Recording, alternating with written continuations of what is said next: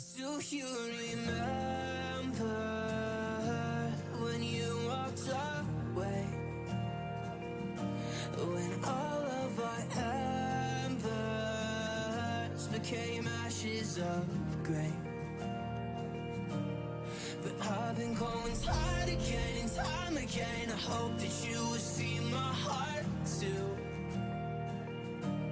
But you don't remember me like I remember you. Like I remember you. I've been searching for the right time, but there's never a right time, only a wrong time. And I wish I could just be honest. I don't wanna say goodbye. And if I can't fix this, I hope you believe that I tried.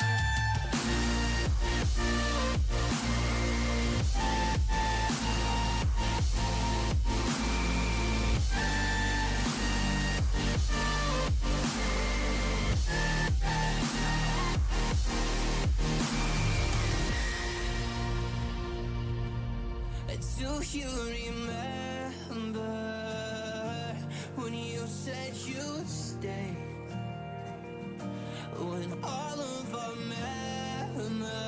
memories kept us feeling okay. Like I remember you. I've been searching for the right time, but there's never a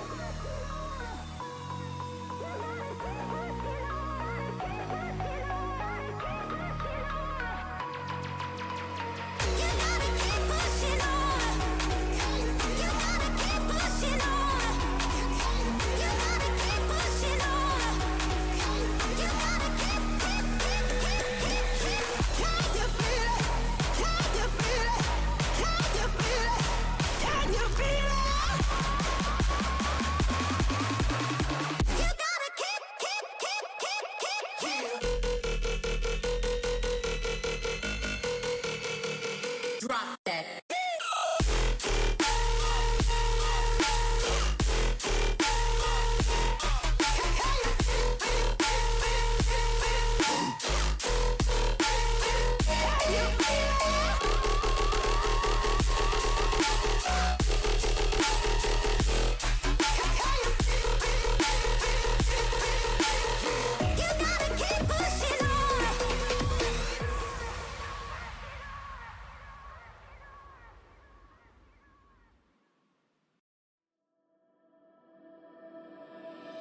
Walking into the signs,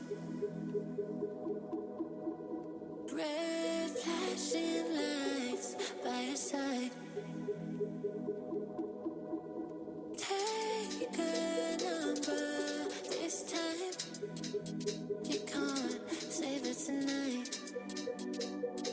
Can't save it tonight.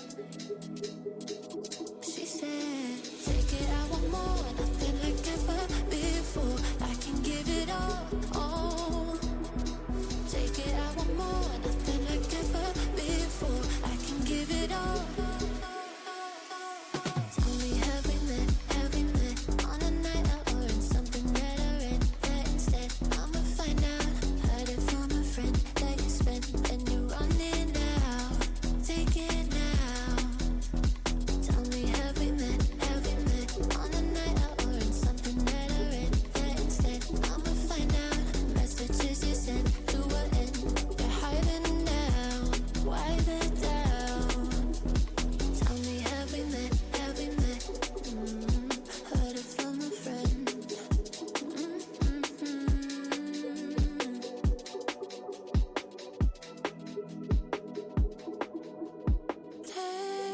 Taking too long.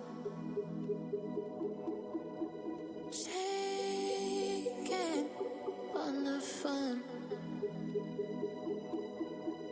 Red flagging by your side. So they can't get taken. Take it, I want more, nothing like ever before. I can give it all. Take it, I want more, nothing like ever before. I can give it all. Tell me, have we met on a night out or in something that I read? That instead, I'ma find out. Heard it from a friend that you spent and you're running out. Take it now. Tell me, have we met on a night out or in something that I read? That instead, I'ma find out. Messages you sent to an end. You're hiding now. Why the doubt? Tell me, have we met on a night out or in something that I read? That instead, I'ma find out. Heard it from a friend that you spent and you're running out. Take it now. Tell me, have we met on a night out or in something that I read? That instead, I'ma find out. Messages you sent to an end. You're hiding now. Why the doubt? Tell me, have we met? Heard it from a friend.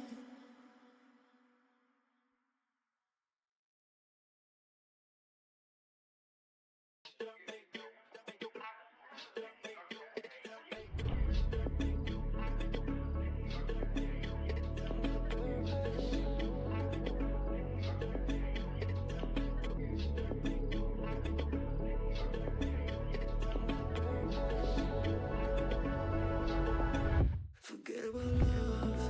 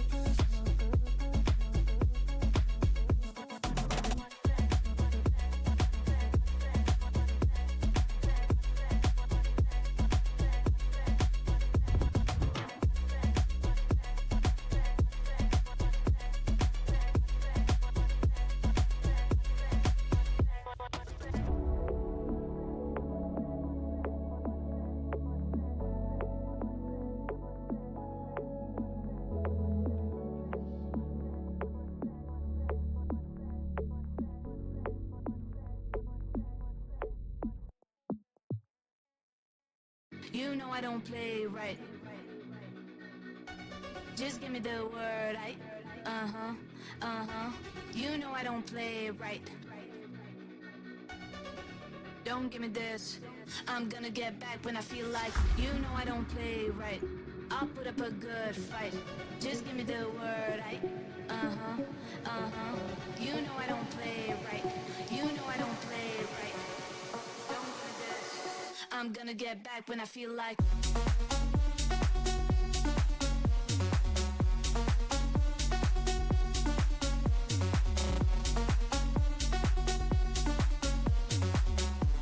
Don't give me this. You know I don't play right. I'll put up a good fight. Just give me the word, You know I don't play right. You know I don't play right. Don't give me this. I'm gonna get back when I feel like. You know I don't play right. Just give me the word, You know I don't play right. Don't give me this. I'm gonna get back when I feel like.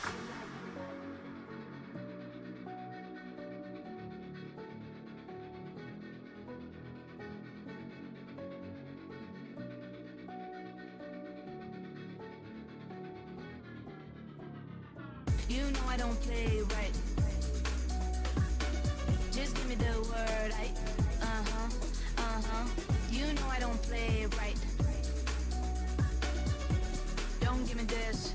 I'm gonna get back when I feel like. You know I don't play right. I'll put up a good fight. Just give me the word, You know I don't play right. You know I don't play right. Don't give me this. I'm gonna get back when I feel like.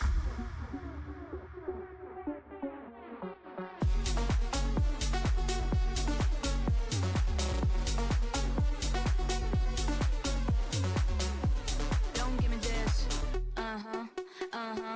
You know I don't play right. I'll put up a good fight. Just give me the word, You know I don't play right. You know I don't play right. Don't give me this. I'm gonna get back when I feel like. You know I don't play right. Just give me the word, You know I don't play right. Don't give me this. I'm gonna get back when I feel like.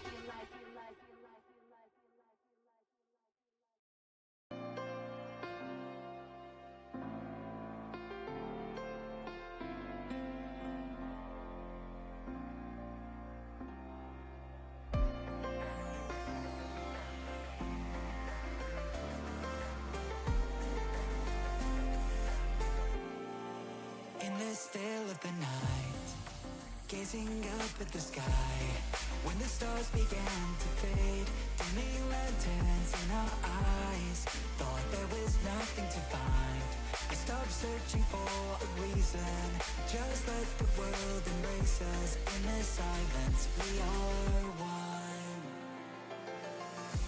Can't escape from this feeling inside you. Release from heartache, you'll be fine. When the cracks start to Oh man. Stream. Oh man. And its name is RUM-Gaming Live. RUM-Gaming. What's Live. that song? I was trying to think of like an intro like that. Johnny Cash, right? There's a man. And then, fuck, what is it called? Yeah, I don't know. You lost me. You don't know something? You know Johnny No. Cash? Come on. No, I don't. Now I gotta look it up. Do we want to talk about? Do we want to talk about? Just take a minute here. Oh, here it is. There's a man going around taking names.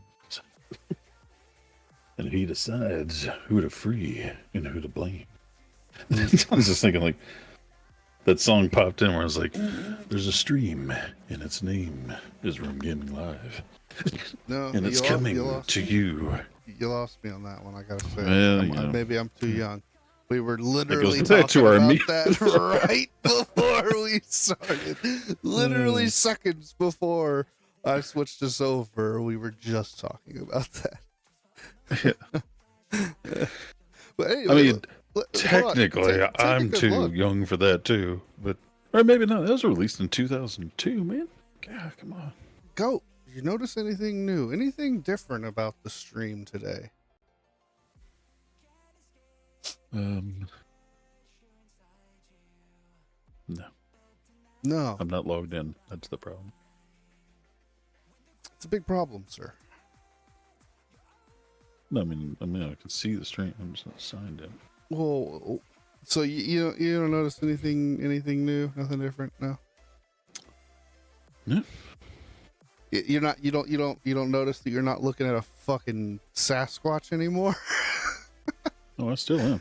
No, fuck you, dude. I mean, a well-trimmed Sasquatch, but Well, still a Sasquatch. I'm a civilized Sasquatch now. Yeah. That's kind of pushing it, I think. Well, as civilized as a Sasquatch can be. I mean, come on, cut me some slack. Aha.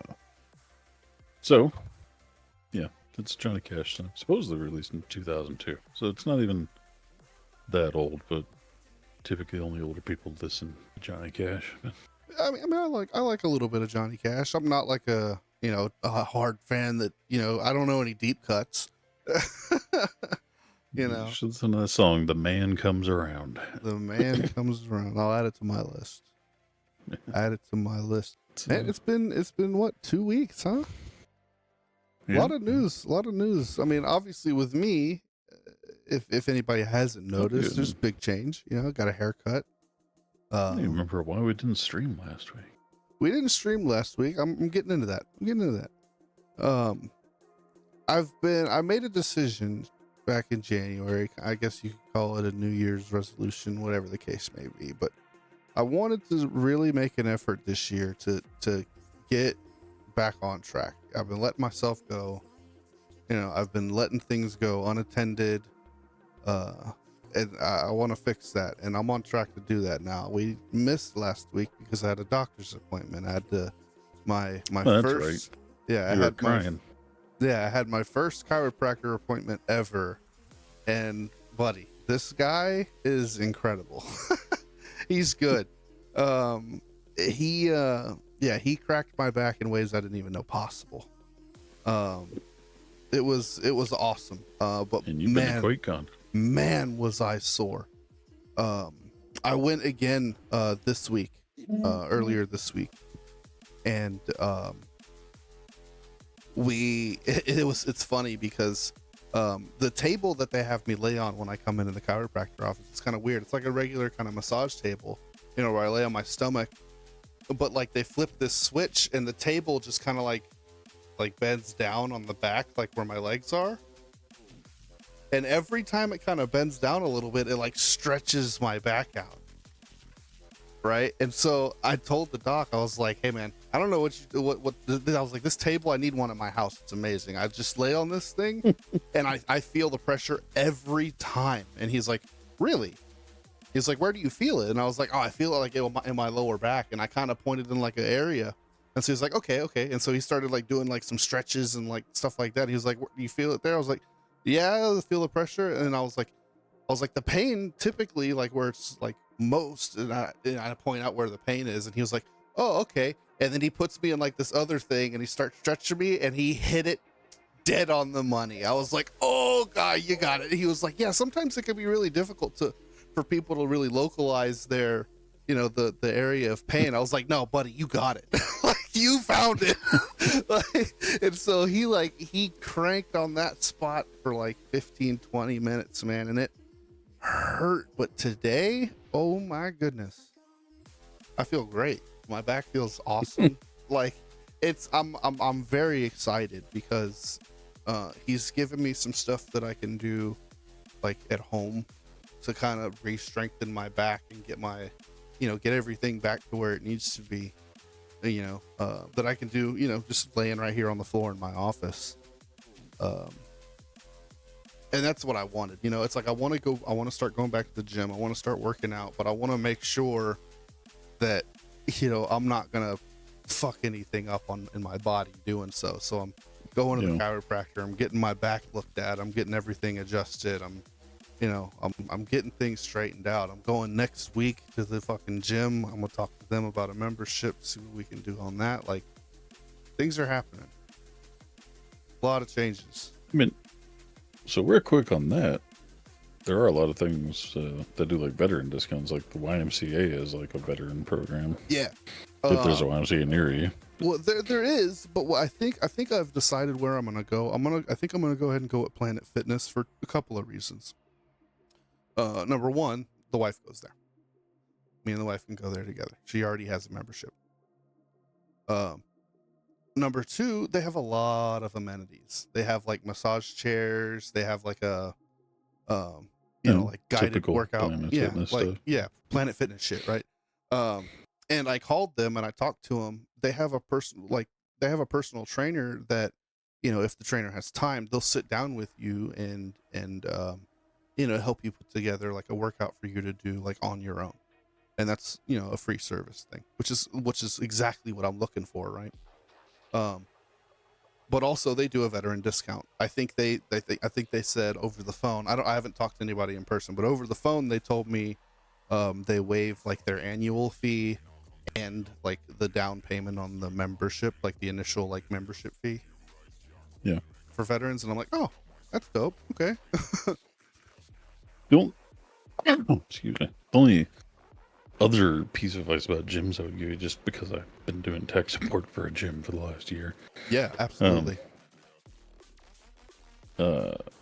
Places like Planet Fitness and other big corporate ones tend to have like really expensive gym fees, and a lot of people don't even realize it.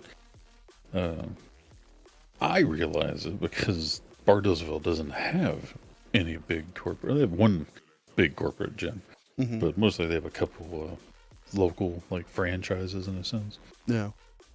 And so, like, in my opinion, the best gym to go to in Bartlesville is called Colal Fitness. It's owned by just this like husband-wife combo. I don't even know how many locations they have. It might be just the one. Yeah.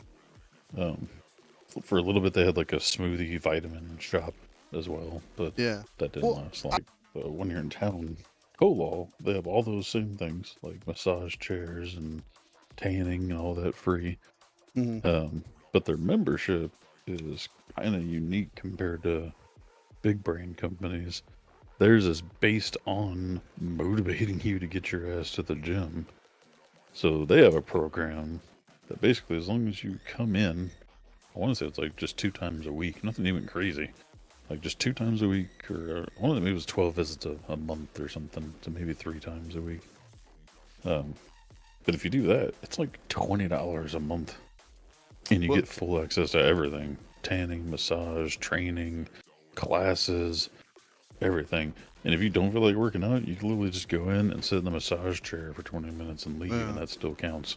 Well, I mean, the Planet Fitness out here for their like premium, like their, I don't know why, I can probably just tell you and you know what I'm talking about. Their Black Card membership, it's $25. Membership is, but you don't know what membership the one that offers everything. Yeah, like their premium deluxe, like their top of the line membership is $25. Like, yeah, okay. But you were talking about the annual fees and all that. The gym I'm talking about doesn't have any of that stuff. Oh yeah. They charge like annual like membership fees, and like they charge like an initial like membership fee. But like I said, I think for veterans they waive that, which is like awesome. Yeah, So that's good and great. Yeah, but like the gym I do tech support for, theirs is like blew my mind when I first started, because it's like freaking, they pay like $50 a month, and you have to pay like $100 sign up fee and like a $50 annual fee. And that sounds like some LA Fitness oh bullshit. my god. Sounds like some LA Fitness bullshit. It was crazy. And like I've mentioned to a couple staff, and I'm like, man, I still can never get over how expensive it is. I'm like, what do you mean? And I'm like, psh, dude. And to top it off, that's just to get into the gym. Yeah. If you want to do massage and tanning and training, that's all more. Yeah. Well, that's the other thing about Planet Fitness that I like. They're open 24/7, so I could go in that bitch anytime I want. Yeah, and so are these gyms. Like, even the local one in town too. But yeah, I just threw that out there. I didn't know if like here, I'd be better off going to the local gym than. Yeah.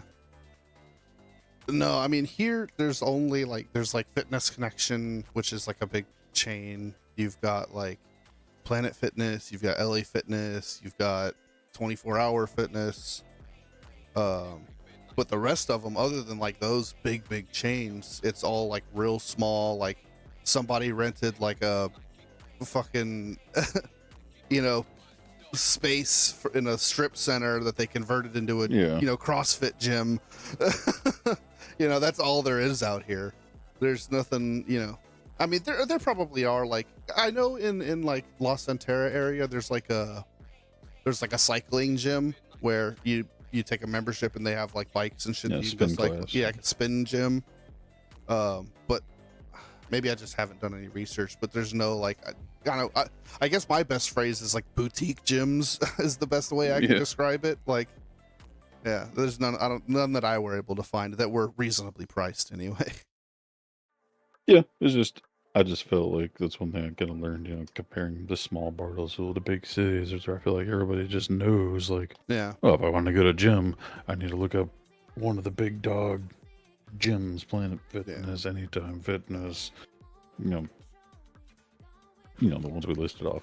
Yeah, no, definitely do your research before you pick a gym. Find the best gym. Find the gym that's going to be the best fit for you. Because if you're not happy in the gym, you ain't going to go. Oh yeah, and that was the benefit of like the one I was talking about, where like they give you a motivational reason in your package to go. Or like if you don't go the 12 times, then we're charging you $60 for that month. It's like, yeah, at the very least, you're like, all right, at least this week I need to just pop in there for 20 minutes, hit the massage table, and go home. Yeah, at least get out of the house and go to the fucking gym for something. Yeah.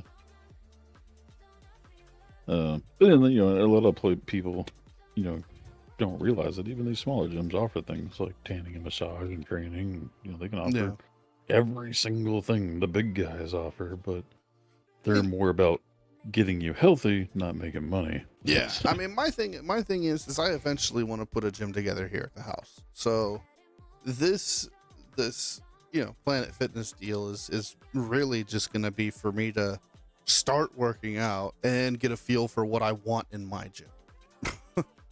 Right? Like, what am I gravitating for? What workouts am I liking? What kind of, am I enjoying doing more calisthenics? Do I need to build my gym for more,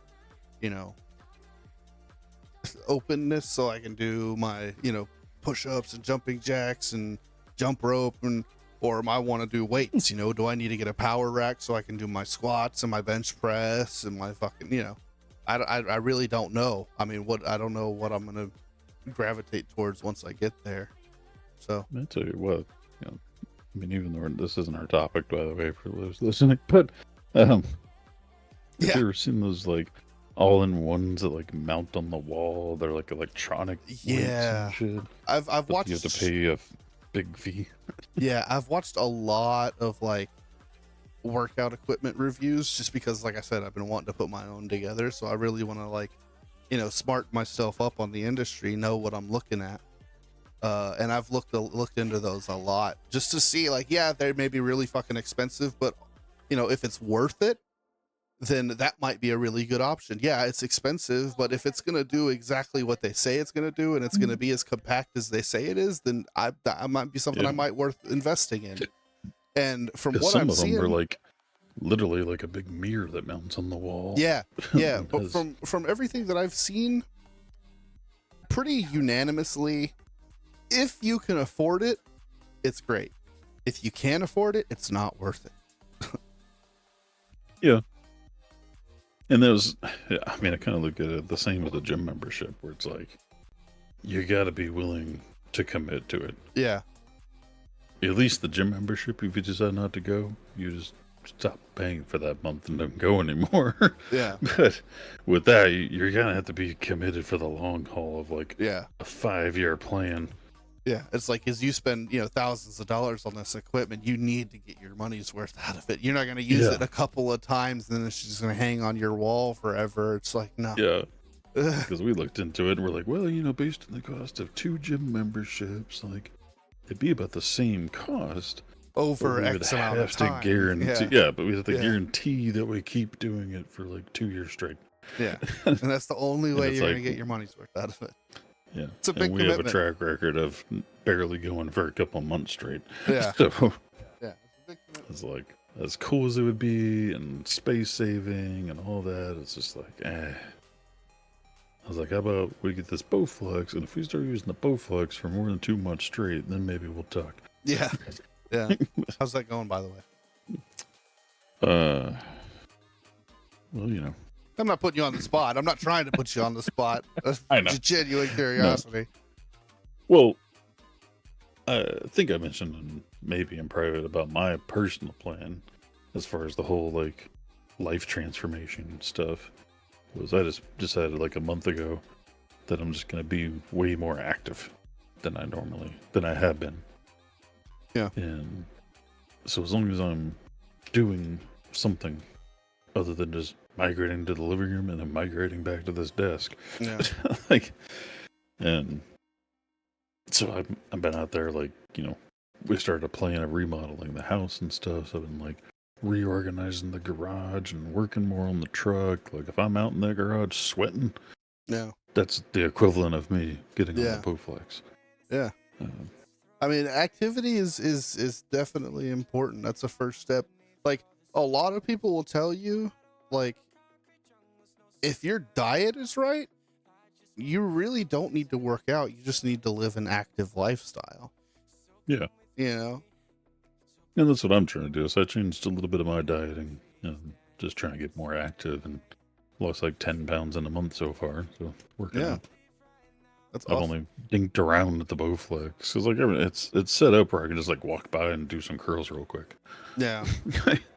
So like even if the bench isn't down, I can still just stand there and do something real quick. So every now and then I'll just stop, knock out a quick little set of curls, and be like, Yeah. moving right along. Yeah. You know, just burn a few calories here and there. But right now, our office is so fucked with the 3D printing stuff that I couldn't even put the bench down right now if I wanted to. Yeah. Which, you know, to get into that discussion, Yeah. Let's to talk have about a little bit of to have a little bit of show and tell. Well, first, I guess, you know, news was we attended the Time Travelers Indoor Market last weekend. it. It's a Saturday and Sunday event. Didn't make money, you know, hand over foot, but it's the first time that event's been out. You know, it's kind of spreading awareness of the event. That, you know, it's going to be coming back every month. And for RUM's purposes, it worked out well. And I tag teamed with the 3D printing business in town, the guy that helped us out and design the blue model. And we actually sit right next to each other because RUM still doesn't have a card reader, and we're still working on getting one. And he has a card reader. So I was like, just in case somebody wants to use card, they can use his card, and I'll just pay like the 2% fee. And then, as well as to, you know, learn from him. You know, because he's been doing this a year, going to shows multiple times a month. Like, he runs a business. Like, we learn from somebody in the business, basically. And it was a free event, no fee for the vendors or the people attending. So it was just kind of a win-win. And the constant discussion throughout the entire weekend of hanging out with him is, you know, he kept running the numbers based on a business, and I kept comparing that to running the numbers as a nonprofit. And it's just so different worlds because, in a sense, the only thing RUM-Gaming pays for is material and entry fees to these events. Right. Everything else is volunteer work. The volunteer drives everything there and spends his money on the gas. The volunteer buys his own drinks and food. The volunteer sets up and tears down and sits there all day. And RUM-Gaming just collects their check at the end of the weekend. Like, thanks, bro. Yeah. And so it's like, when I'm evaluating costs for RUM-Gaming, it's like, well, basically, if I make any money, we worked out great. Yeah. Like, as far as how happy that volunteer is about how much they made, That's subjective. story. Yeah. But But hey, quick But clap. definitely, Quick clap for the first thing, you know? Yeah. We'll get a couple of class. Maybe an air horn. There we go. Yeah. A little hype horn. A little hype horn. Yeah. Yeah, but it was, all in all successful. Made some money, made some contacts, gave away at least one veteran print, and had some people fill out the form to get one here in the future. Yeah. How'd the Plinko board go? It's okay. It definitely, that was some part of the learning curves as well.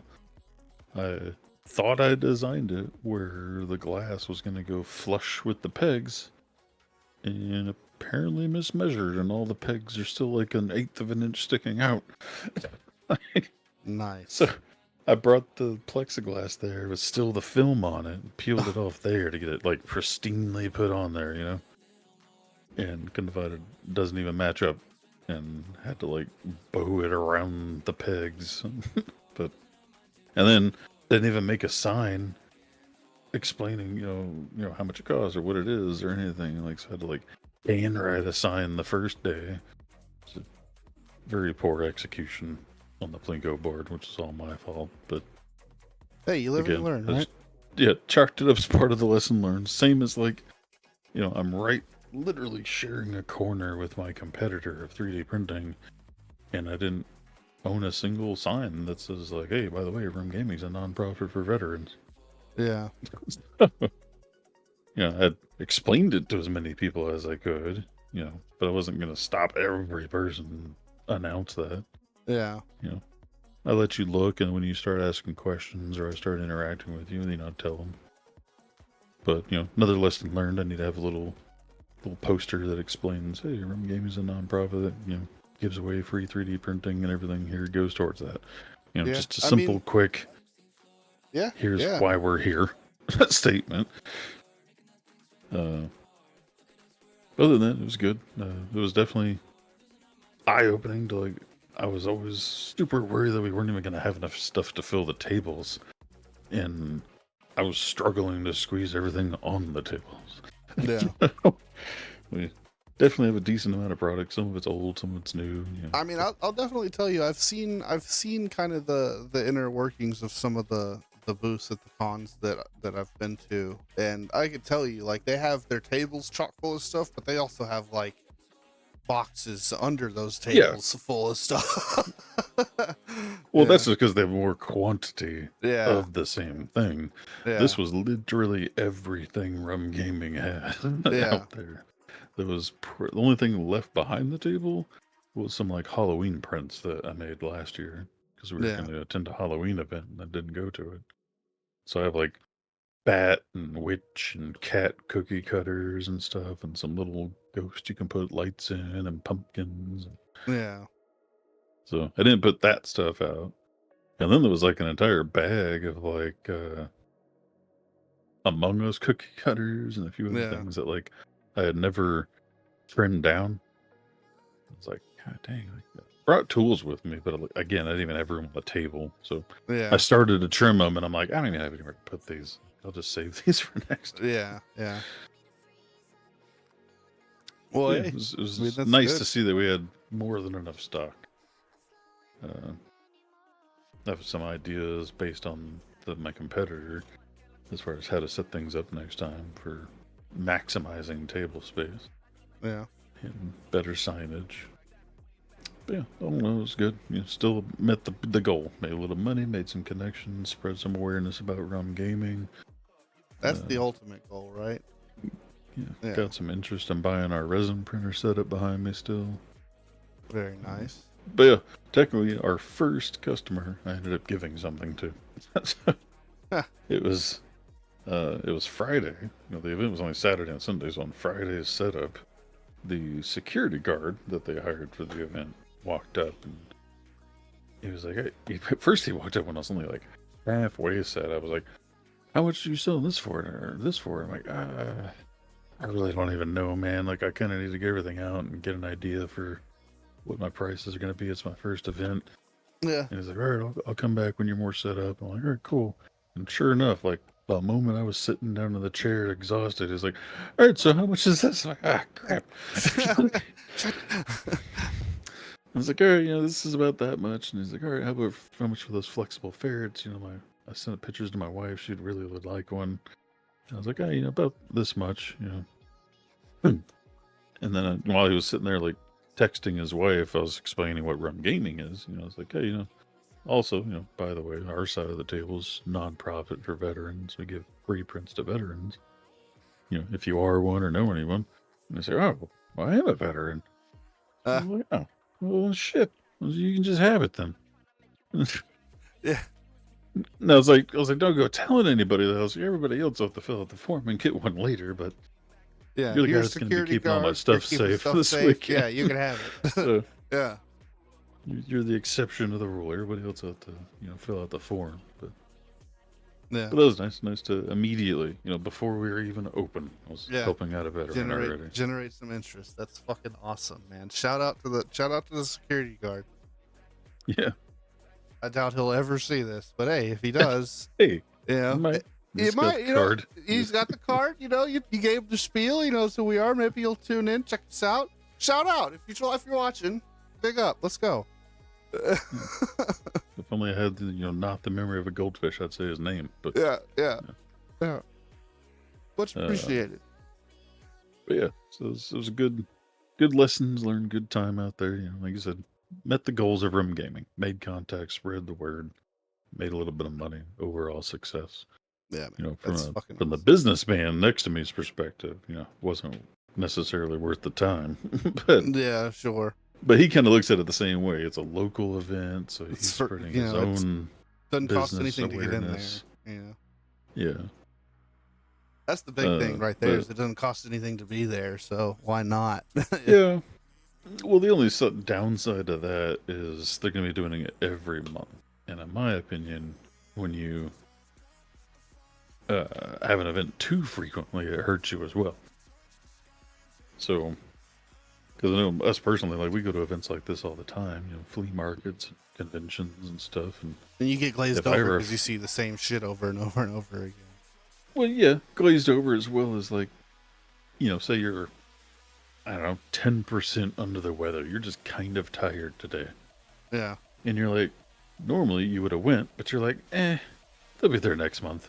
I'll just go next month. So, like, your customer base, is like, well, they're there every month. We can just go next month or the month after that.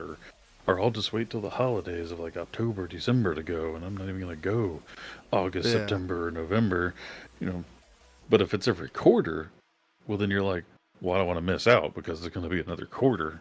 Yeah. So people are going to push themselves to go if it's every quarter or every 6 months or something. So, yeah. I thought about trying to bring that up with the guy. I feel like, in events that do happen that frequently, I mean, if you have no control over how frequently they put on the event, the most beneficial option is to be there every fucking time. Is to just always fucking be there. That way people know if I want to go see these and I want to go get this, I know I can go here and get it. Well, yeah, as far as the vendor, but I'm just saying as far as the customer. Yeah. No, I definitely get what you're saying. I understand what you're saying 100%. But given the circumstances, given the circumstances, you want to be there as much as you possibly fucking can. Yeah. The only downside to that as a vendor is that it's Saturday and Sunday, and it's like 8 hours on Saturday, 7 hours on Sunday. It's your entire weekend once a month. Yeah. For, potentially making $50. It's like, I mean, hey, we were doing that on stream for a while. 24-hour fucking stream once a month, dude.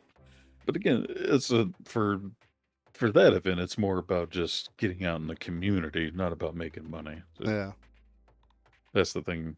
At least for me. At least for us being a nonprofit, it's more about spreading awareness. Yeah. But that's why I worry about if it's going to keep getting smaller and smaller, because for a business, well, if I'm only going to make $50, I got to put in 2.5 days worth of work to make it. I'd rather just push more on Etsy or something as a little crafting table or something. That just takes competition out of the way. Yeah, but the smaller the event gets, the less traffic it's gonna get. That's So true. That's true. It's a everything, has its ups and downs. Yeah, there's a fine balance for sure. For sure. So we'll see. If it keeps popularity and people keep coming, then great. If it starts getting slower and slower, I might have to, voice my opinion of, as the connoisseur of events. Yeah. Here's my opinion. Yeah. To the powers that but, be, just let them know, hey. So speaking of that, for anybody keeping track, I do have the dates that RUM-Gaming will be there in the future. We're going to be at the July one, which is July 13th and 14th. All right. We're going to miss the August one because we're going to be at QuakeCon, just visiting, not having a booth. Nah, no booth, August 10th and August 11th. But if And- you are going to be in Dallas in August and are going to QuakeCon, we'll be there. So come, Come let shake us our know. hand, have a Come beer. say hi. Have some drinks, yeah. And then we'll be at the Travelers Indoor Market September 14th and 15th. So we'll be there July and September. And in October, we're going to be at the Glenpool Comic Con Comic Swap. I forget the official name. We'll give more news on that when it comes up. But that one's more of a little bit bigger event that's held just like 2-3 times a year. Yeah. But we officially got signed up for that one on Sunday. So we'll be at the Glenpool Comic Con in October for their Halloween event. So we're getting out there a little bit. Still haven't heard back on the steampunk one that we're trying to go to in Dallas in November. But Yeah. hopefully they'll get back with us at some point. But there's not much we can do besides fill out the form and hurry up and wait. Yeah. Just wait. Do what they say. Another 3D printing music, a little bit of show and tell like usual. Yeah, absolutely. What we got? What's new? First, we'll discuss some of the frustrations of 3D printing. Actually, first I'll show the model first. So, I was trying to come up with some more unique adult items, because that was the other lesson learned, is a lot of times we have a lot of kid stuff on the table, like little toys and knickknacks and stuff. There's a lot of adult stuff, too. I feel like RUM-Gaming is mildly 50-50 or 60-40, kids to adult stuff. But the thing that shines in the distance is, because I put all the kid stuff on the edge of the table so the kids can pick it up and convince their parents to buy it. Right. So that's the first thing you see is the kid stuff, unfortunately. And some people see that and think, oh, that's just kid stuff. I don't need anything from there. And then they walk over. Right. So my goal was to try and get less kid stuff or less kid only stuff. Right. And have more neutral stuff. Like crystal dragons are kind of a neutral thing. Both parties are interested in things like that. Yeah, So sure. like the little flexible cat or little flexible octopus, it's really just the kids. Yeah. So I was dove into book stuff since the wife is a big book person. Yeah, books are popular right now. Always have been. Well, they're but always popular. yeah, but you know So, what I mean. I found some little book storage things. Some that are supposed to be like a hidden book on your shelf. The one file had a small version and a large version. I'm like, well, let's make the small one, test it out, see how it goes. The small one, unfortunately, is fairly small, so I'll do a Coke reference. I can't see myself because I'm dumb. We have this. It's not even the full height of a Coke can. Pretty thick, pretty thick book, but definitely not tall. Yeah.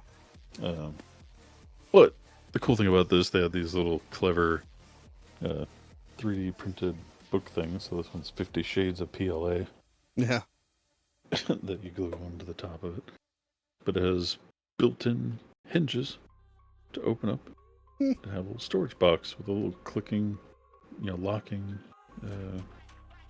latch How neat. per se. So unlike that one that I showed a while back that was like the big flexible hinge, Yeah. but it didn't have a latch, and I was like, well, it looks cool, but I can't even latch it, and it just springs back open.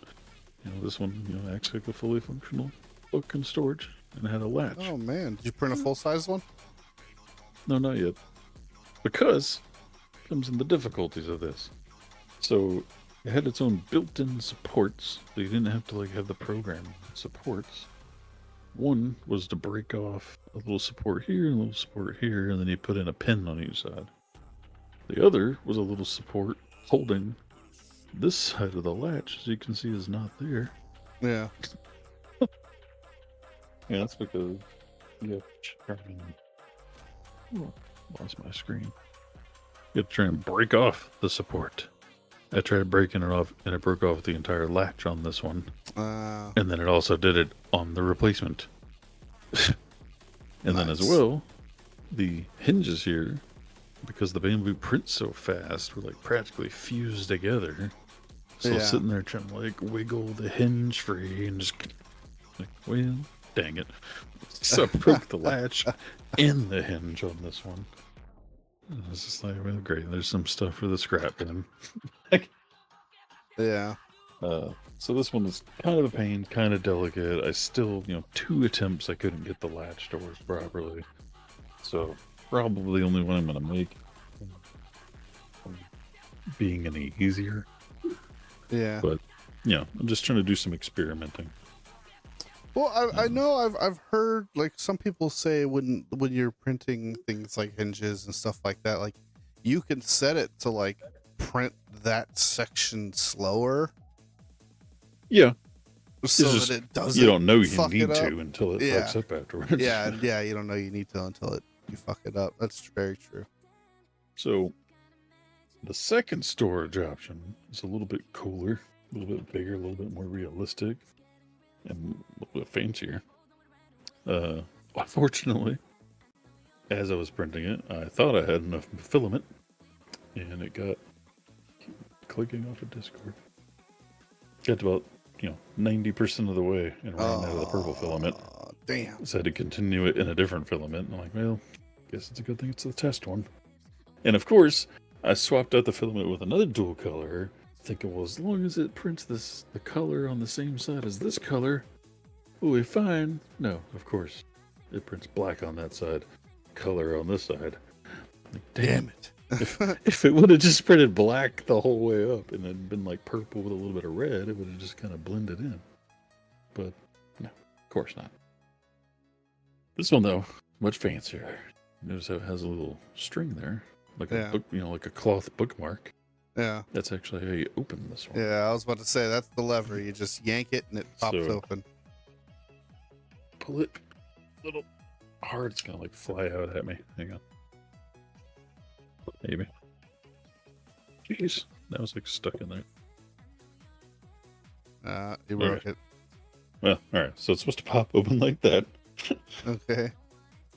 And then you can pull this entire door out. I don't know why it's so stiff now. I've been into like flawlessly this afternoon. On the inside, I don't know how clearly it'll show. Yeah, make it get some of light. Kind of tough to see in there. Yeah. Let's do this. And because it's pretty on the stream, it's going to be kind of small. It's going to be near impossible to see. Oh, Jesus. There we go. You can kind of see. There we go. Hold on. Let me see. There's a lever and a string on the stream and rubber bands.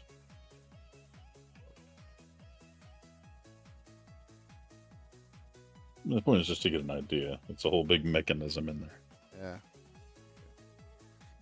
Yeah. But also, you print the cover, the red and the black, or or purple and black object, and then you print this, which is broken, and you have to slide it into there. And it says on the description, like it's a really tight fit. You might need to use like soap and a rubber mallet or something. I was like, no, I got this. I'll just put it on the ground, tap it in. Just tap it in. A little too much goat strength. It got to like right here sliding in, and I'm just tap, tap, tap. Broke it off. Damn. So it's like, okay. So this one, again, kind of a super pain in the ass. I had to sit here and like sand all the edges down, file the edges, and then I still went and got some like beard wax and like coated the edges slid that in there. Finally get this part together, and I'm like, all right, cool. Then I got to do the drawer, and I had to like practically force it in there, and the lever wouldn't open it at all. So I sat here and sanded and filed this all down until it goes in there pretty smoothly and tested good, like I said this morning. And then I go to show you today, and I can't get the dang thing open again. So it's like heat and cold expanded or something. I mean, it's fairly loose. Like I could shake it open. But that lever just has to work at it, I guess. Oh, there it goes. I'm like, man, let's see if I can do it on stream. Never mind. I'm gonna break it. I give you an A for effort, Goat. This is a nice try. Yeah. But still, again, the struggles of 3D printing. You think you're printing something so cool, but man, there's so many little moving parts and gluing. Oh yeah, and I had to glue the cover to this piece. So there's strings, rubber bands, super glue, sanding, filing, Yeah, greasing a lot of work. with the beard wax. A lot of work. Like goodness. And that thing's only gonna sell for like $15-20.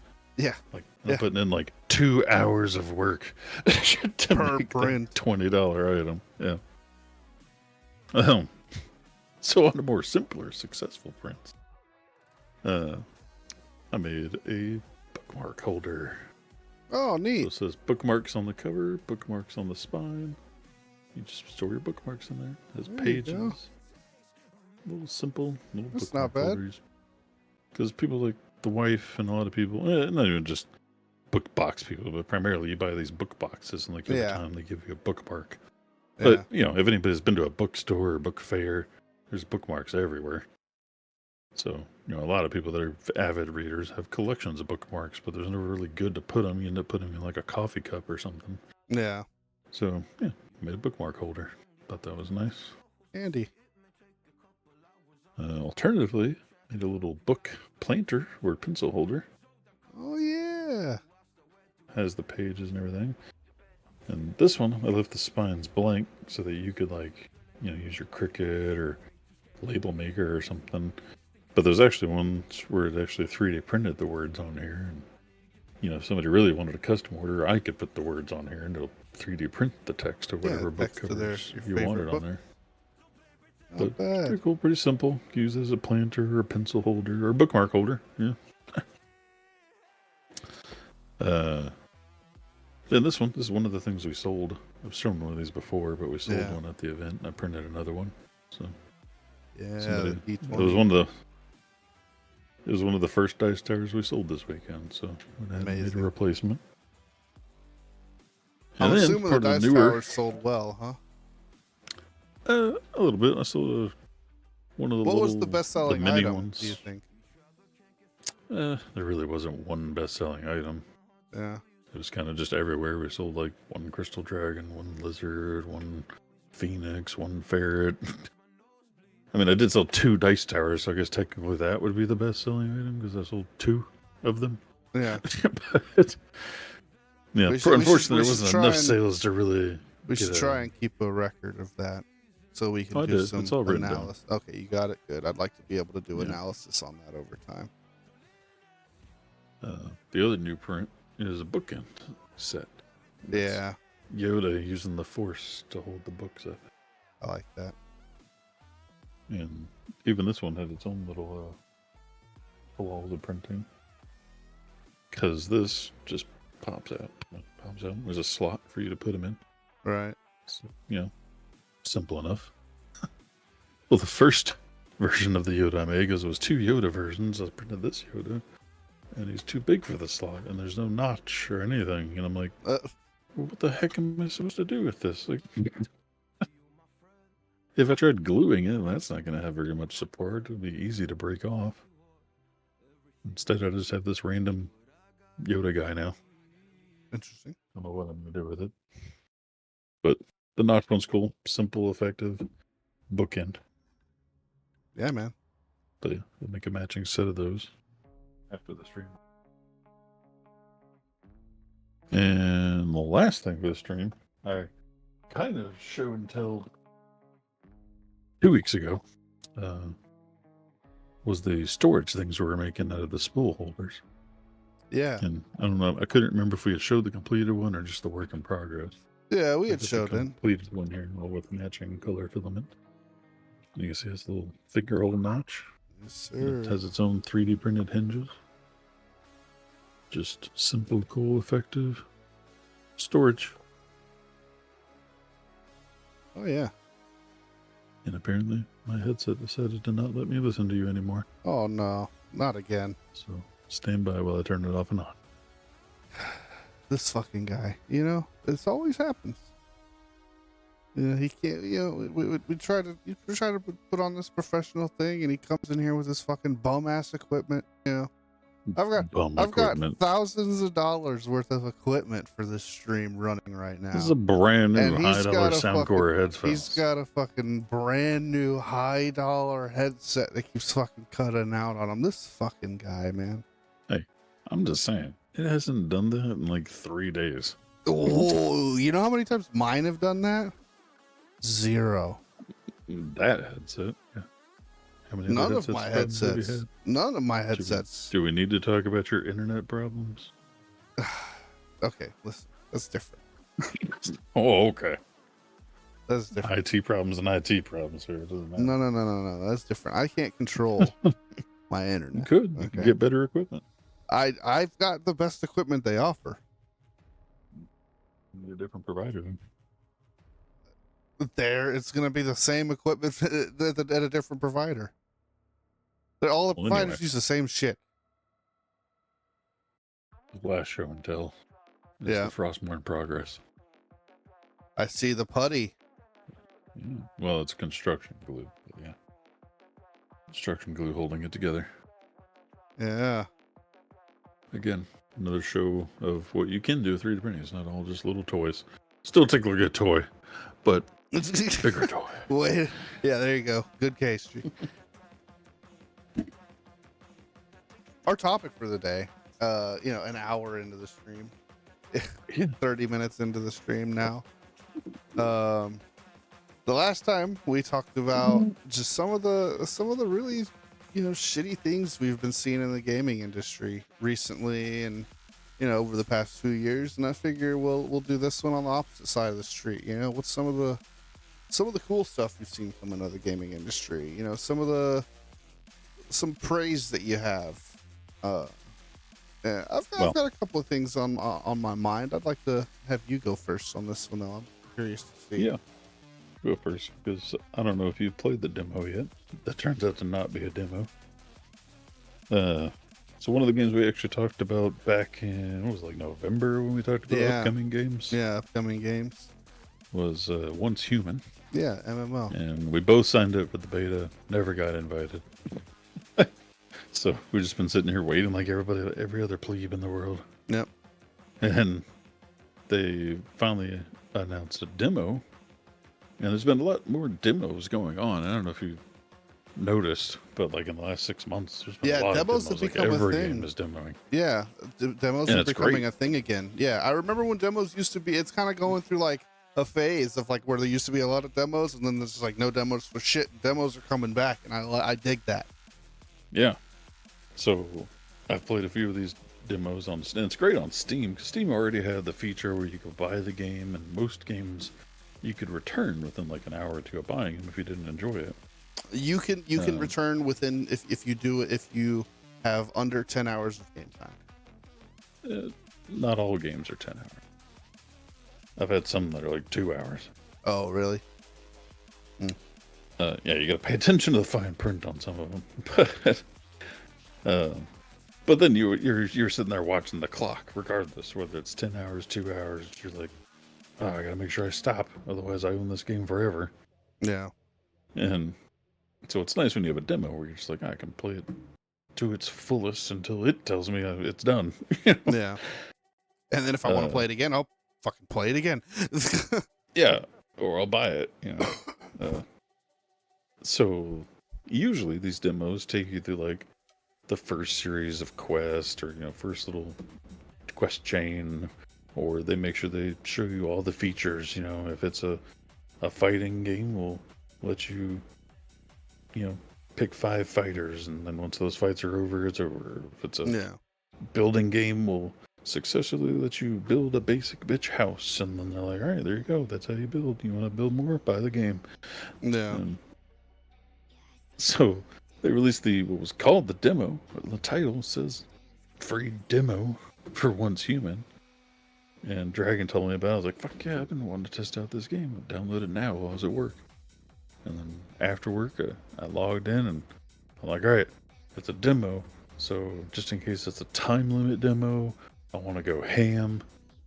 If it's, reach the certain quest line, so be it. Maybe I'll be done in 30 minutes. Who knows? So you just like breeze through the character creator, say fuck this, don't care. A little bit. I mean, I'm kind of a stickler where I have my go-to character creation, and I never go hardcore detail on the ones that let you. I'm not picking freckles and shit. Yeah. Just I pick like a hair color, a height, a build, and I'm like, all right, let's go. But I mean, as far as the gameplay, some of these are on a time limit, so I want to make sure I can experience as much as possible within that time limit. So I'm not too worried about making things look pretty or anything. I just want to get through it.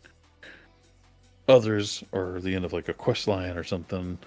So when it came to like the quest, I was like paying attention. I was like listening to the lore, things like that. But when it came to like building, gathering, I'm like professional survivor game extraordinaire. Gather, smelt craft, boom, boom. All right, back to the quest.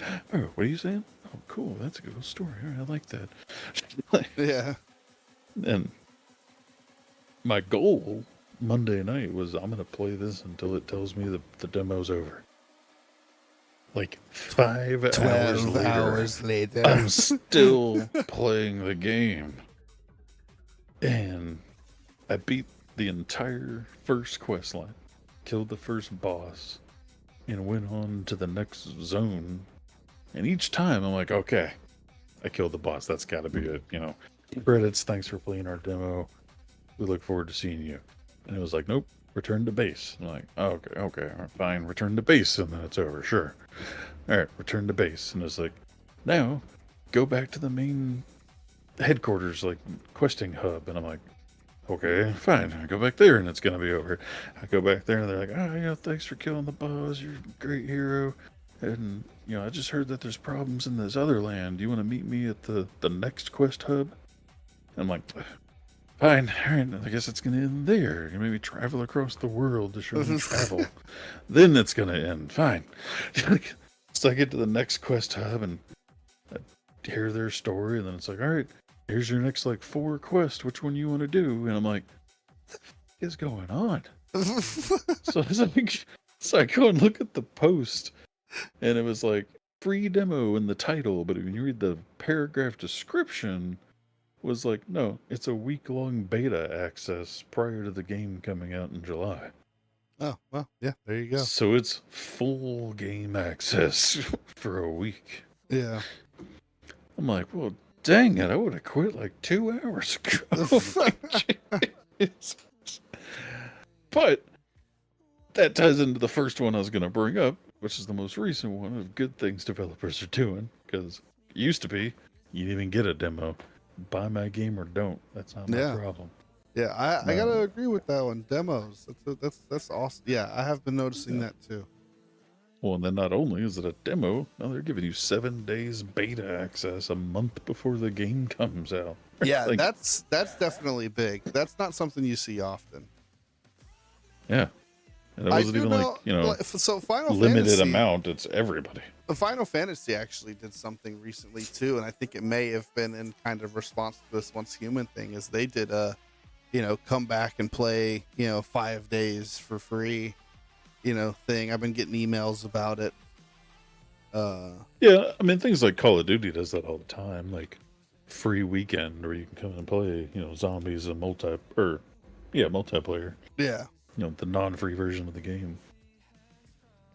I've seen things like that, at least with Call of Duty and stuff like that, like free weekends all the time. We've seen it with Dead by Daylight and Paladins, other games like that. They do free weekends to tease you with the full access to the game to make you want to buy it. Yeah. But Yeah, but demos are a big thing, and then definitely, not only are you giving you a demo, we're giving you 7 days full access for free. Like that's a huge demo. Yeah, that's big. And then even just the game itself, like me being, semi-survival game extraordinaire. 7 days is probably one of my favorite survival games because I like post-apocalyptic stuff. And this is like the advanced, better graphical version of 7 Days to Die, and it's pretty cool.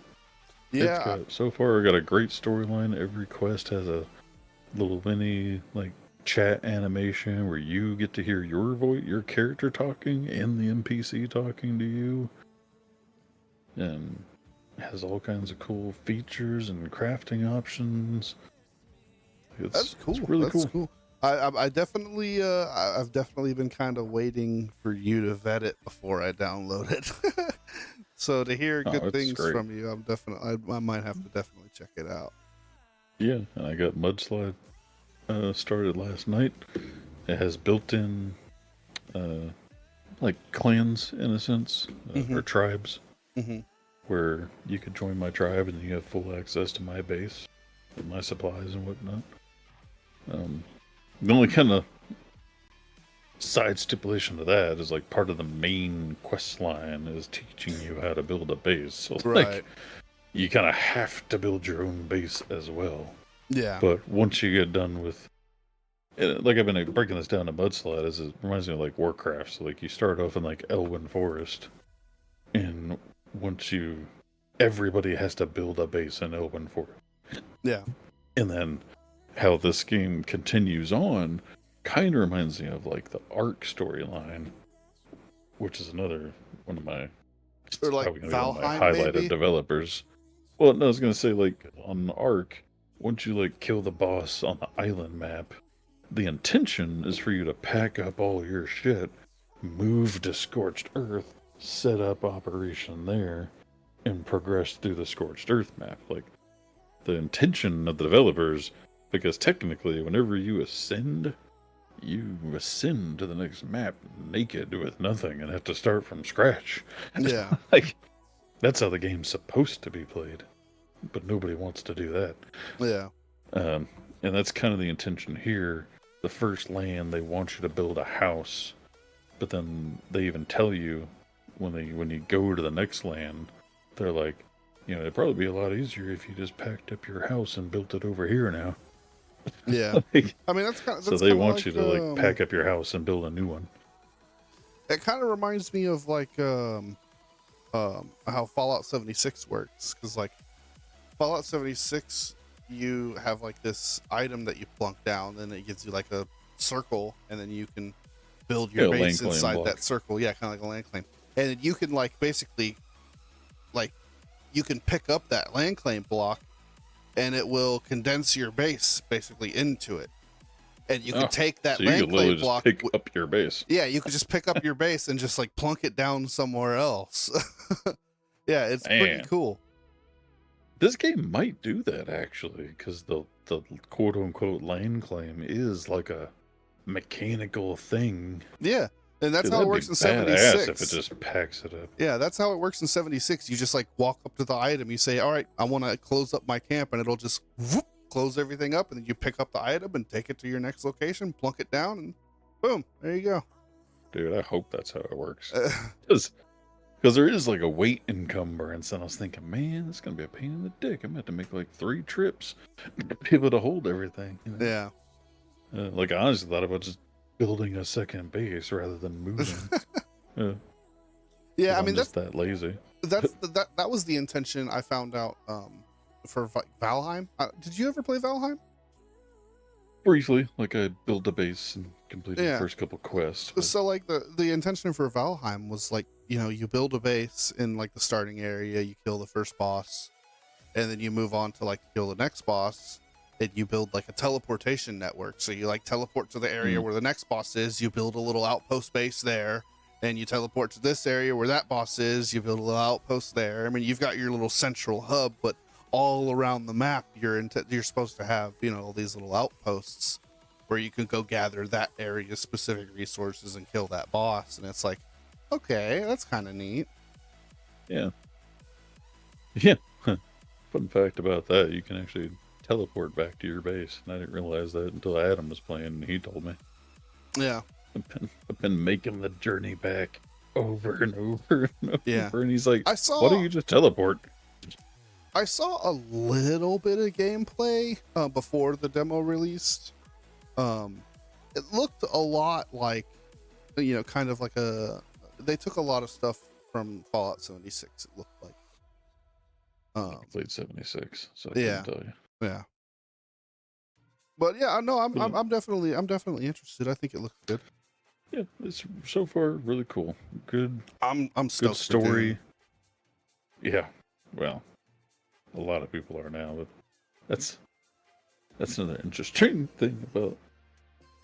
Well, we gotta just finish up one team. As I say, it's got a great quest line, great graphics, great crafting. Like I have zero complaints about it. Except for one thing, and it's very minor.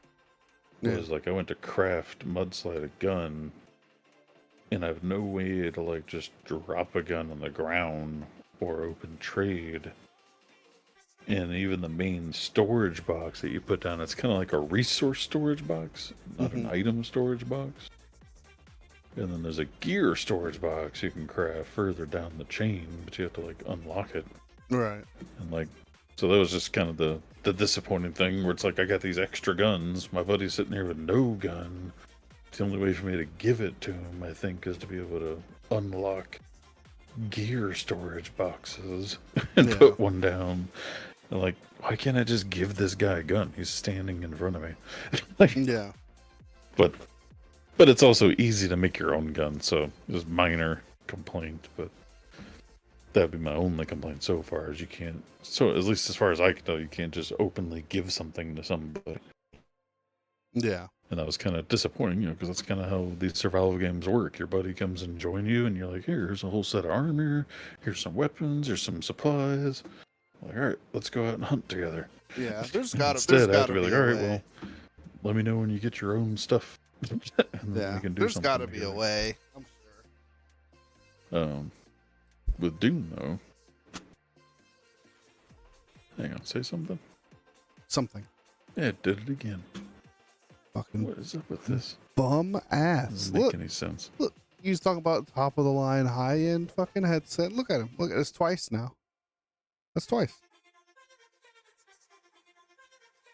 He's not a bum. And chat. Come on. Yeah, we've got the bus rolling, things are moving along, we're grooving, we're moving, and then just, stopped in his tracks every time, Dude, literally, it's almost Monday as bad. night, It's I almost sat here as in bad. Discord with Mudslide for 5 hours with no problems. We try and have a 90-minute stream, and it goes down twice. Can't handle it. Like, ow. My voice is too powerful. Yeah. My voice is fucking powerful. Tenacious D, anybody? No? Anyway. Back to Dune. Dune. Dune's an interesting one because Dune is old. And not a lot of people realize it. Yeah. Because Dune's been there's around all for a the new hype long time. with the new, which is like the third iteration of the Dune movies, mind you. Yeah. That's how old this is. It's been remade 3 times, but younger This generations one's by far don't the most even realize successful. it. Yeah.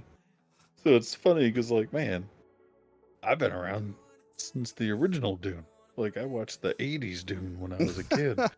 And then I watched the 2000 Dunes. And then I played the, like, 1990s Command and Conquer Dune video game.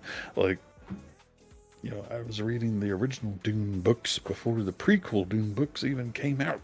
Yeah. So it's like, I'm a solid fan of Dune. I'm not, according to, if you compare me to fanboys of anything, I'm nothing compared to an actual fanboy.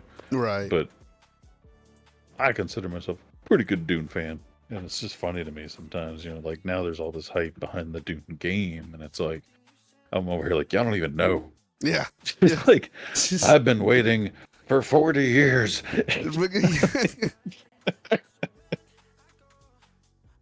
Shit. Yeah, I want to speak on one here. We'll go thought for thought. I want to touch on another game of yours that is I happen to know is one of your favorites. All right. I saw a new release and I gotta praise the devs because they're really staying on top of the content and I'm really happy with them. They're doing a really good job of keeping the game alive. And the game I'm talking about is Dead by Daylight. I thought that's what you were gonna say. They just released a new Dungeons and Dragons crossover with I was talking Matthew to a guy at the show. fucking Mercer voicing Vecna as the killer in Dead by Daylight. Like, give it up for Dead by Daylight. Like, they know Critical Role is on fire right now, and they are cashing in on the Matt Mercer fire with Vecna. And That's not only so that, awesome. the guy I was talking to at that show about it, it is probably their most involved killer yet. Oh yeah, because well, I mean that's the thing. Like, dude, Matthew Mercer, I have a feeling he has he's one of the reasons why, because he's like man. If you really don't know, you need to know. The guy's incredible. Yeah, well, the guy that was telling me about it at the show, it was like, man, like, their killer can do this and do that, and there's going to be this on the map, and the survivors have to do this and that. And I'm like, oh my god. Like, every other killer's just, he stabs you, he pokes you, he sets you on fire, you know, it's like something basic, and this one's got like 13 steps involved, and you're like, wow. Yeah. Like, I'm really stoked to try it out. I'm gonna re-download the game and I'm buying that expansion because I want to support the Dungeons and Dragons community. I want to support Dead by Daylight, and that's something I think I can get into. You got to let me know. I've probably said it time and again on the stream. It's still one of my favorite games. Yeah, but I hate playing it by myself. Yeah, and unfortunately, it gets parked for months at a time. Yeah, because I don't have anybody to play with. Well, it's one of those games for me. I really do genuinely enjoy the game. I love it a lot. I really do like it. But it's not a game I can just play on repeat. You know, I go through phases with it. You know, where I want to play it every once in a while, but for the most of the time, it's not on the top of my list. But I do genuinely love the game. I think it's a fantastic game. And I'm super stoked that you found that mod for Evolve, because that is something that I definitely want to get into, because I fucking loved that game. Yeah, and it works. And you can play online. So. That's fucking awesome. I definitely want to jump in on that. I mean, that's a discussion point where we kind of meet in the middle of both of these topics, where the good and the bad... You know, great game when it came out, developers doing great things, followed by developers doing shitty things and just ghosting the game and making it abandonware. Yeah. But the fan base said, no. No. It's not happening. Fan base says, we're not letting you. We'll take it over. We'll make it playable. well, it's it's like Skyrim, right? It's such a polarizing game. And I love Todd Howard's response to it, because people are like, how many times are you going to re-release Skyrim? Like, what the fuck? And Todd Howard said verbatim, I'll stop releasing it when you stop buying it. Like, dude, you can't argue with that. Yeah. Well, that's like all the people that trash talk World of Warcraft, man. Yeah. Like, oh, World of Warcraft's dead. Like, really? Really? Really? You sure about that? Really? They're raking in billions of dollars. And like, World of Warcraft's dead. Nobody plays that anymore. No, bullshit. Are you sure? Like, they've re-released their own game 3 fucking times. If you can release your own game for the 3rd time, the same game. Let's get this straight. The same game. Well, the 3rd iteration is with some additives, but you know, like that is not signs of a dead game. When they can have 3 versions of their own game going at the same time. Yeah. And you're like, oh, that's a dead game. Yeah, I no. don't think you know what dead game means. I think WoW is more alive than it's been. You know, it's just as alive as it's ever been. Like nothing is gonna kill WoW. Like when video games, if WoW can't, fuck, dude, WoW's gonna be an AR before anything, dude. I don't give a fuck. Like, And that's another one when you want to talk about positive, developers or game content creators. The fact that they got one of their original content creators that came back to the game to revitalize it back to some of its golden times. It's another big news for the Warcraft community. That tons of people are looking forward to this next expansion, which does have an official release date now of like August, third week of August or something. Basically, right when the Outlaws comes out, which is, another type that we're looking forward to. yeah, I'm looking forward to that.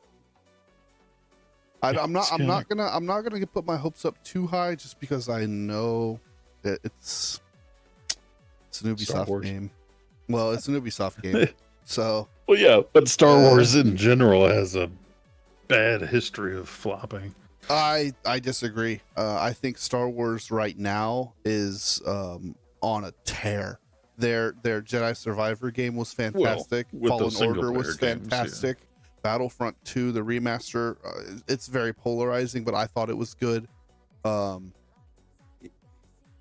Yeah, no, Star Wars is on their shit right now. They're fucking killing it. Well, yeah, but I'm talking about multiplayer. Oh well, they hadn't done fucking shit Star multiplayer Wars. in a long time. I mean, they have. Well, the Battlefront 2, yeah. Well, I mean, you got the Old Republic.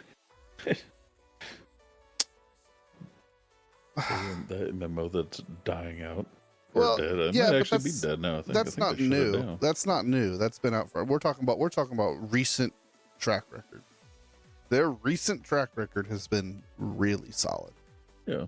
But again, the thing is right. Star Wars on the whole has been really solid. Ubisoft, not so much. Yeah. Yeah. Because we talked about scummy stuff. They're doing that. I feel like what they're doing with the new Assassin's Creed game is really predatory. So I can't shun one thing that they're doing and praise another. So I'm not gonna keep my expectations too high, but I am excited for it. Yeah. I mean, I get excited about anything Star Wars. Just like you said, you almost like you get excited while bracing yourself at the same time. Yeah. Yeah. What was, the only other like positive thing, and I swear we probably talked about this. What did we talk? I think it was about. Was it good storylines? Fuck, I can't remember our plots. When did I talk about Warframe? I can't remember in what. You talked about reasoning Warframe for we plot talked about holes. No, it was for non-plot holes. I want to say. No, like, we talked about it for pay to win. We talked about it for microtransactions. No. I can't remember. For some reason, I brought up how much I love the storyline, and I can't remember why. But anyway, I was, whether we talked about it or not before, I'd still throw it out there as a nominee for great things developers did. Because I feel like while there is always a good amount of effort goes into the story of a game, because you kind of have to. Yeah. In my opinion, it's hard, as somebody that's hard to get engaged, any storyline that gets me engaged, I feel is doing something amazing. Yeah. And, and that might be just because of my biased opinions and things I enjoy versus what other people enjoy.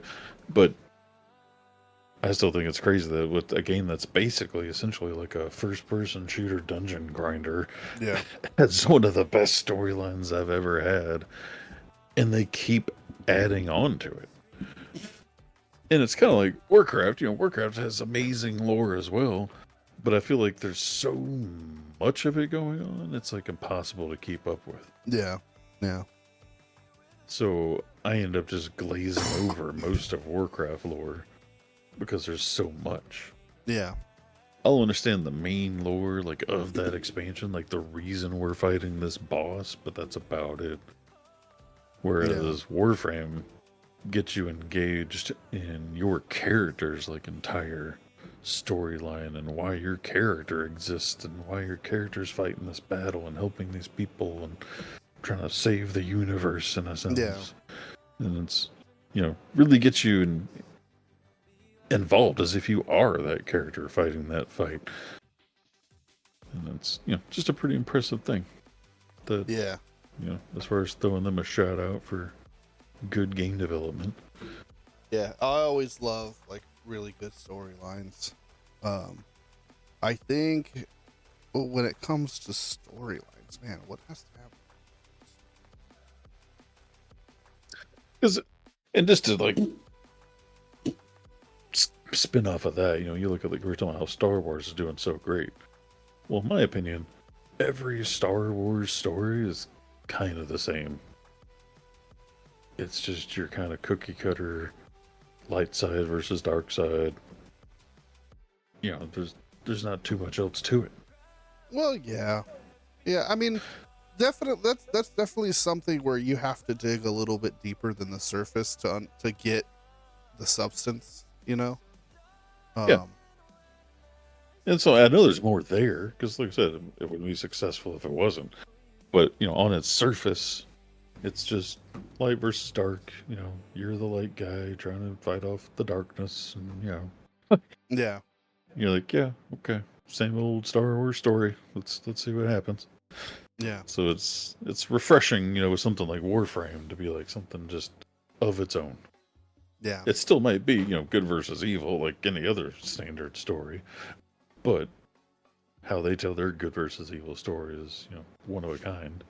Yeah. And maybe that's my problem with, like, trying to get deeply involved in, like, a Star Wars story. It's like, well, I've already heard the good and bad Star Wars story through the movies. Like, I don't need a game to tell me another version of the same story. Yeah, but I mean, well, that's the thing, though. Like, I think you're cutting your experience short, because it's a completely different story. It's not the same story as what you've seen in the movie. It's totally different. Yeah. Yes, at the core level, surface level, it's light versus dark, but the journey and underneath the surface, it's a completely different story. Yeah, but it doesn't pull me in. Like, unlike, say, like Knights of the Old Republic, like, it pulls you into that story, Yeah. because it makes you a part of it. Yeah. Well, I mean, and the new Star Wars are trying to do that too, but I just feel like it's not as engaging as, like, the Knights of the Old Republic, where, like, you're deciding your fate each quest turn in, as you choose a light or dark or neutral reaction. Yeah. Like that really gets you involved. Yeah, I mean, I definitely am a huge fan of a branching storyline, right? I prefer that over, a linear storyline. 100% of the time. And I think that's why I have to say, for like my favorite storyline video game, it's gotta have to be The Witcher 3. And I know for anybody that's gonna attack me in the comments or in chat, I know it was a book. I know. Yeah, that doesn't make it not a good story. Yeah, but the story behind the game was just incredible. I thought it was so good. And that actually goes to my next phrase. I want to go to a couple of developers that started off shaky, but stuck with it, stood by their product. As the kids say these days, they stood on business, and turned out a phenomenal product in the end. And that's CD Projekt Red. They have a track record of doing that. When The Witcher 3 first released, it was a fucking train wreck, buggy mess. Now it's, in my personal opinion, one of the best games ever made. Perfect example. More recent example: CD Projekt Red, Cyberpunk 2077. At release, buggy fucking hot garbage mess. Now it's a beautiful fucking game. Runs wonderfully. Looks great. You know, just everything that we expected it to be at release. Only took 2 years. Yeah, but you know what? They did it, and I have to. I'll shout out one more. No Man's Sky. No Man's Sky is another one. You know, when that game came out, it was nothing even remotely close to what was promised to the player base. And over years, and I mean years of development, it's turned into a masterpiece of a game. It's really good. For somebody who likes survival games, I'm really surprised you haven't, dumped some hours into it. I really am. Because it is multiplayer. You can play with friends, you can play with other people. Like, there's like a whole questing system, there's base building, it's randomly procedurally generated. Like, it's crazy. Yeah, I mean, I know all about it. It's just, so the difference is, like, Once Human is post-apocalyptic is probably my favorite genre. Second being like space, but more like space engineer space. Yeah, it's hard for me to go dive into a survival game by myself. Yeah. Because it gets tedious at times. There's a lot in survival games. There's a lot of boring ass grinding. Yeah, for sure. And it's just so much funner when you have somebody. Yeah. Yeah. So I've seen the big changes in No Man's Sky, and every time I get into that situation where I'm trying to find another game, it's always on my list. I think it's actually on like my wish list or something, or I might even own it. I don't know. I own a lot of games that I don't even remember that I own. But games like that, like I'll buy when it sucks, and then forget I even own it down the road. Yeah. But yeah, I mean, it's a lot of games like that, and sometimes even games that I already own, like I'll dive into it with somebody.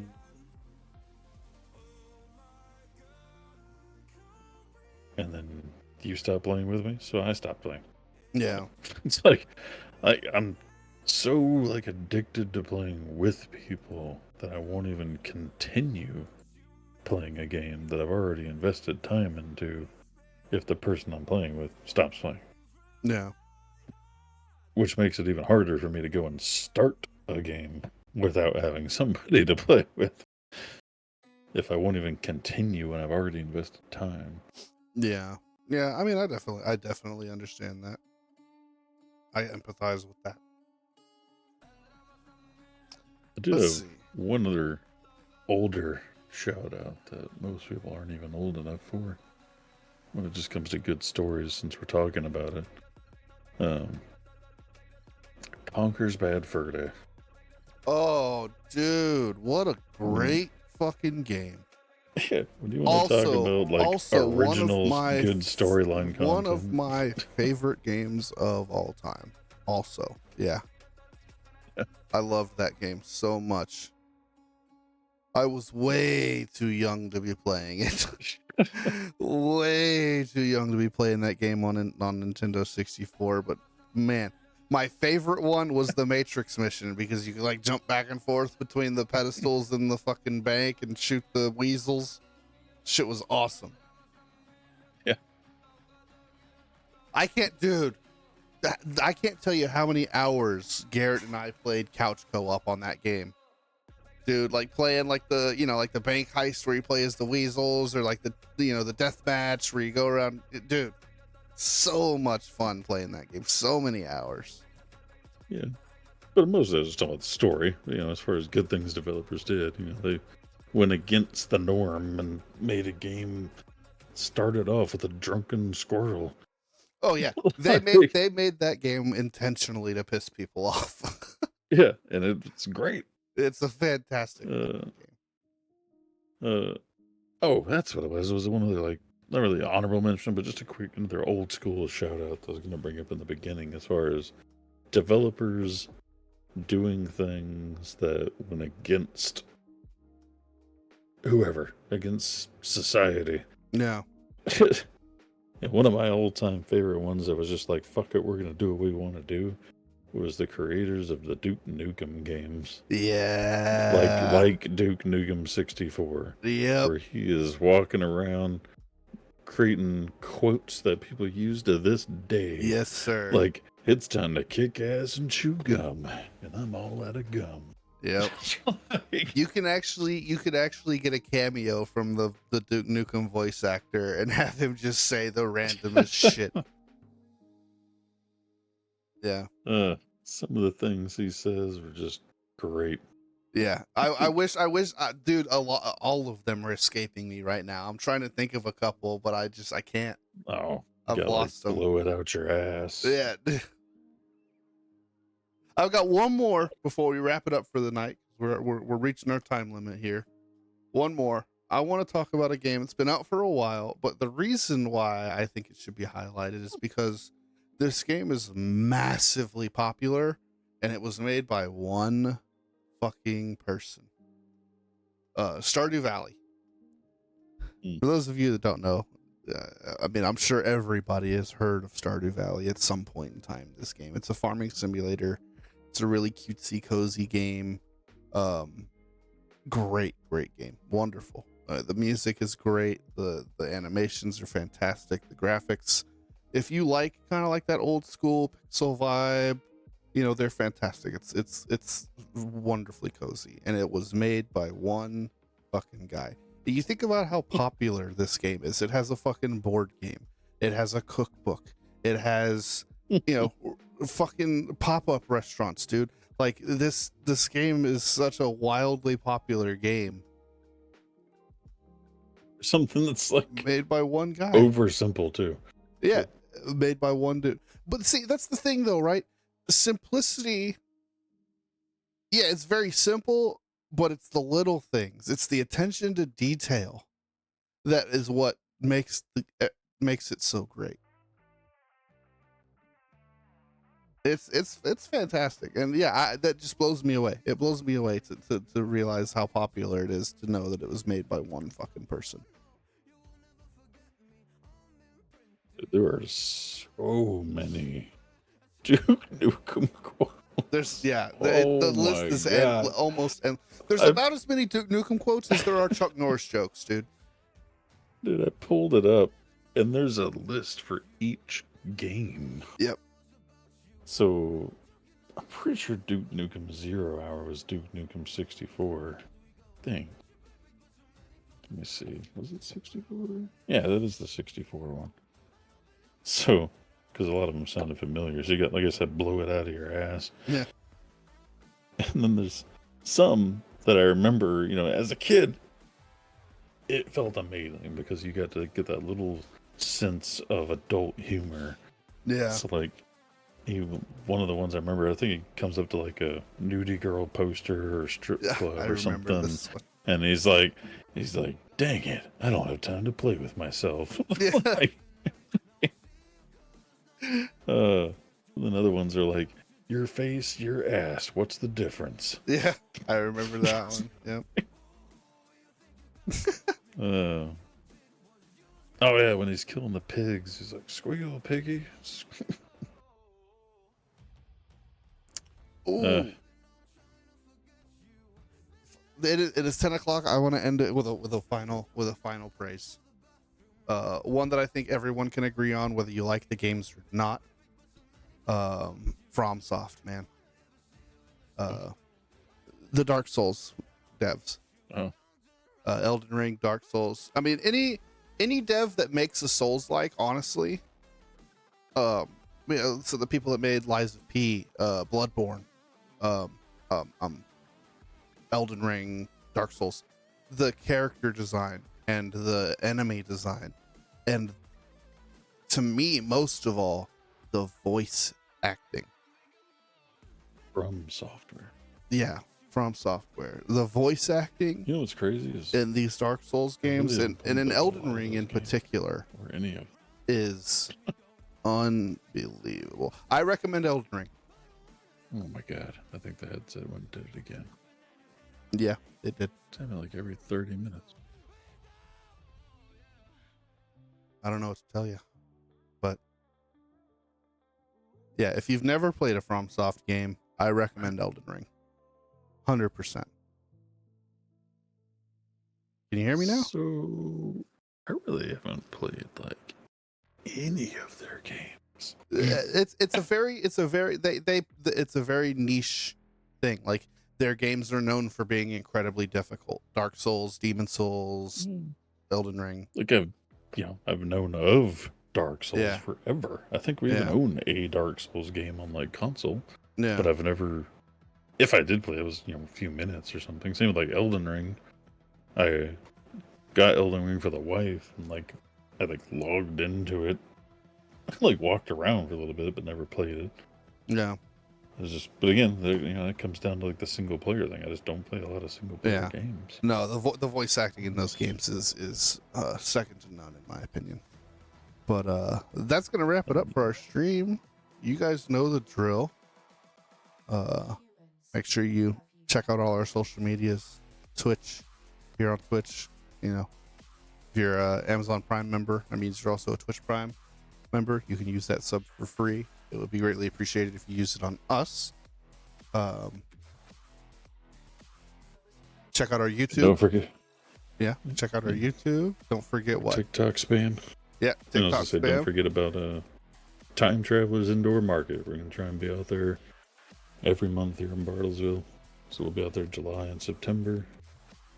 And we'll be out in Glenpool in October. And then hopefully in Dallas in November. As a vendor.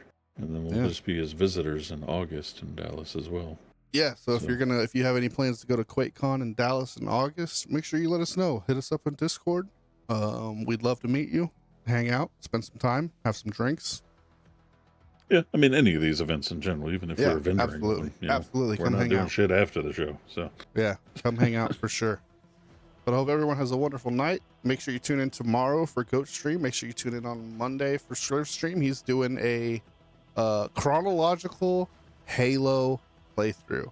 So if you want to tune in for that, that's going to be a ride. Yeah, he's starting with Reach, and he's going all the way through Halo 1, Halo 2, Halo 3, chronological order.